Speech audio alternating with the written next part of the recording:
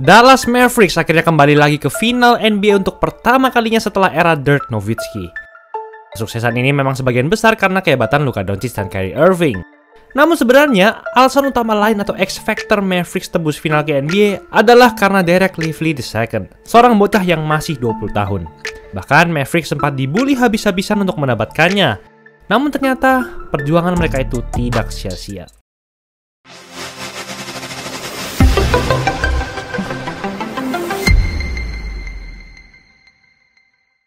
Derek Lively II berhasil menjadi salah satu rookie atau pemain baru terhebat pada musim ini. Ia memiliki masa kecil yang cukup berat. Ayahnya, Derek Lively Senior, merupakan seorang pecandu narkoba, khususnya heroin dan kokain. Saat Lively berusia 7 tahun, ia harus terbangun dan melihat ayahnya meninggal dunia karena overdosis. Ia akhirnya hanya dirawat oleh ibunya, Katie Drysdale, seorang diri. Lively memang tidak memberikan permainan dan dominasi yang sama dengan rookie-rookie lainnya dari segi scoring seperti Victor Wembanyama, Chet Holmgren, ataupun Brandon Miller. Namun Lively mampu memberikan pengaruh yang sangat besar untuk kesuksesan timnya di lapangan, dan hal tersebut sudah terbukti dengan Mavericks yang bisa masuk final NBA musim ini. Mavericks sudah lama menantikan kehadiran sosok seperti Lively dalam susunan roster mereka. Setelah melakukan trade untuk mendapatkan Kyrie Irving musim lalu, performa Mavericks sempat diragukan karena sekarang mereka memiliki dua pemain guard yang sangat dominan, serta kehilangan defense yang cukup signifikan sebagai gantinya. Mavericks pun jatuh semakin dalam ke area play-in. Dan seiring berjalannya waktu, mereka sengaja untuk kalah dalam pertandingan dan keluar dari zona playoff musim lalu agar mereka mendapatkan kesempatan untuk memilih pemain pada posisi 15 teratas di NBA Draft 2024. Pada 7 April 2023, ketika Mavericks terancam untuk tereliminasi dari babak play-in, mereka tidak memainkan 5 pemain terhebat mereka. Kyrie, Tim Hardaway Jr., dan Maxi Kleber dilaporkan mengalami cedera, sedangkan Josh Green dan Christian Wood dalam tanda kutip membutuhkan istirahat. Luka Doncic hanya bermain seorang diri bersama para cadangan mati. Bahkan ia hanya bermain selama 13 menit saja dalam pertandingan ini. Lihat saja lineup Mavericks di kuarter 4.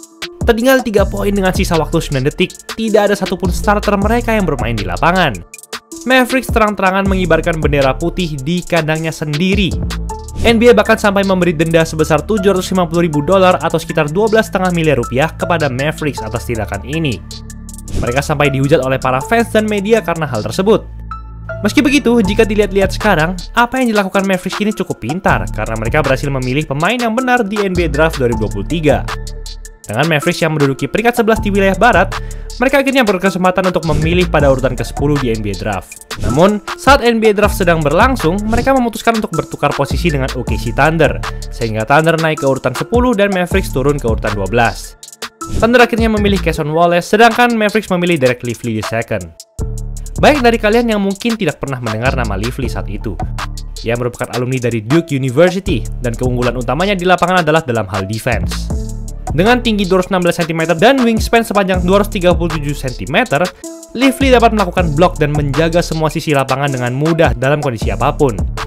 Selain itu, dengan keunggulan fisiknya itu, ia menjadi pemain yang sangat handal dalam melakukan alley-oop, sesuatu yang sangat dibutuhkan dan cocok untuk Luka dan Kyrie.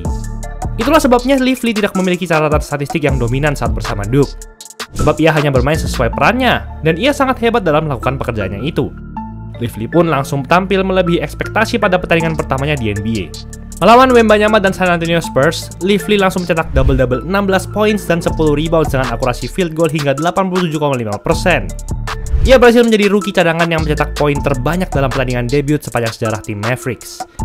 2 hari kemudian, Lively langsung dipercaya oleh pelatih Jason Kidd untuk menjadi seorang starter. Luar biasa. Lively juga merupakan rookie pertama di era shot clock yang mencatatkan 20 points dan 15 rebounds dengan akurasi field goal sempurna dalam satu pertandingan saat melawan Thunder pada Desember 2023 lalu. Ia akhirnya mengumpulkan total 8 double-double pada musim ini, terbanyak keempat dari semua rookie di NBA. Lively punya rataan 8,8 points, 6,9 rebounds, dan 1,4 blocks per game pada musim 2023-2024 serta terpilih masuk dalam NBA All-Rookie Second Team. Namun jangan sampai statistiknya yang biasa-biasa saja ini mengelabui kalian. Sebab sesuai harapan Mavericks, permainan Lively jauh lebih berdampak positif daripada yang kalian kira, khususnya di playoff tahun ini. Edwards exposed to the rim. Conley's on Doncic, double once again, climbs the ladder. Irving the fake, Irving the drive, back to Lively for the slam. 9 turnovers for the Mavs. Hardy lobs it up. Lively puts it down hard. Lively back out to Irving. Irving the drive, inside, Lively the slam! Ahead to Hardaway. Lob for Lively. That was on the money! Tak hanya mampu bermain sesuai perannya, Lively juga selalu memberikan energi yang sangat besar untuk rekan-rekannya. Sebelum memasuki final NBA, Lively punya net rating di lapangan sebesar 15,3 di playoff tahun ini. Artinya saat Lively bermain, ia memberikan pengaruh yang besar dalam hal offense sekaligus defense, hingga performa Mavericks langsung meroket. Sebagai perbandingan, pemain-pemain pendukung andalan Celtics seperti Al Horford, Jrue Holiday, dan Derrick White bahkan tidak memiliki net rating setinggi Lively di playoff ini. Ia telah bermain layaknya seorang center senior, padahal ini masih merupakan musim pertamanya di NBA. Lively jarang membuat kesalahan-kesalahan krusial sepanjang playoff. Itu sebabnya ia diberikan waktu bermain yang cukup lama meskipun hanya sebagai pemain cadangan saja. Dan sebagai seorang rookie, ini merupakan pencapaian yang sangat membanggakan. Jarang sekali kita melihat suatu tim mengandalkan rookie-nya secara konsisten untuk mengalahkan tim-tim elit lainnya di playoff. Kehadirannya di sisi defense sudah bisa menakut-nakuti offense lawan. Thunder contohnya. Sepanjang musim, offense mereka selalu unggul di sisi driving. Saat berhadapan dengan Lively di ronde kedua, tempo bermain mereka menjadi semakin lambat. Bahkan para pemain Thunder selalu berpikir dua kali untuk melakukan drive di depan Lively. Kemampuannya dalam mencetak offensive rebound pun perlu digarisbawahi.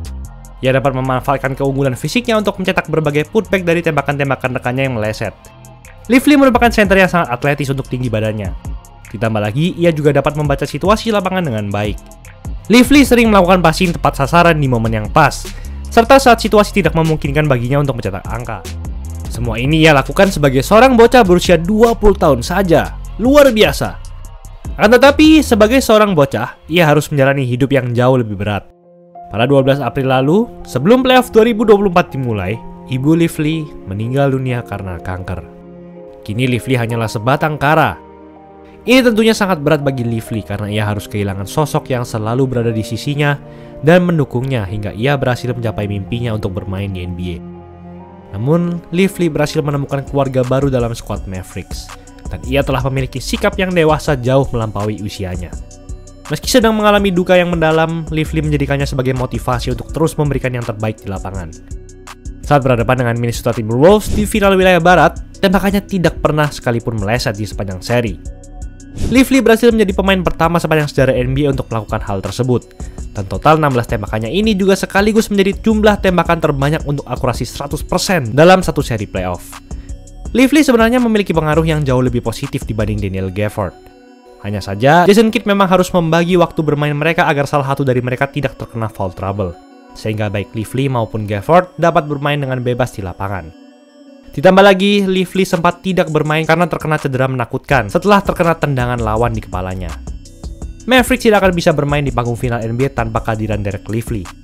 Ia memiliki peran yang sangat besar dalam skuad ini. Defense yang kuat, fisik yang unggul untuk berhadapan dengan center lainnya, offense yang beragam mulai dari pick and roll, menangkap alley-oop, mencetak putback dan membuat keputusan yang tepat, semua itu dapat Lively lakukan dengan mudah sebagai bocah 20 tahun. Skillnya sangat mirip dengan bintang NBA Jared Allen dan Rudy Gobert. Meski begitu, permainan Lively juga masih perlu dikembangkan lagi di kedua sisi lapangan, karena ia juga terkadang melakukan kesalahan dalam detail-detail kecil. Dengan segala yang ia lalui musim ini hingga mencapai final NBA, kita pastinya akan melihat Lively berubah menjadi seorang bintang bersama Mavericks dalam beberapa tahun ke depan. Itulah episode kali ini. Bantai sale banding harga jersey basket cuma 100.000 doang per setel. Custom jersey apapun bisa di Easy Sportswear, 100% polyester, full print, jahitan rapi, dijamin kualitas terbaik. Gak usah takut kebesaran kekecilan, karena dari ukuran kecil sampai jumbo ada semua. Ada cacat kami ganti 100%, gas check out aja. Jangan lupa like, comment, dan subscribe agar channel ini bisa berkembang dan menghasilkan video menarik lainnya. Thanks for watching, I'll see you in the next video.